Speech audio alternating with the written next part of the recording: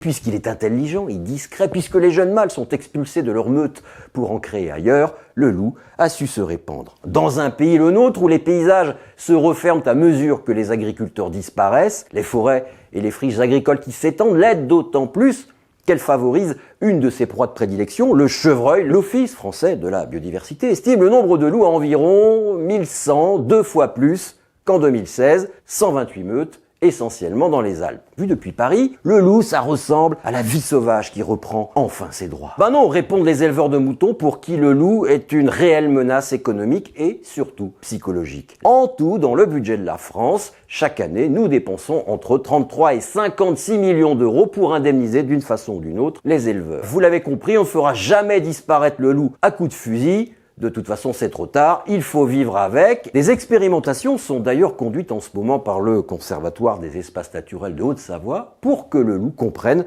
que s'il s'approchait d'un troupeau, il risquerait gros, dans l'espoir des chercheurs qu'il transmette cette mauvaise expérience à sa meute.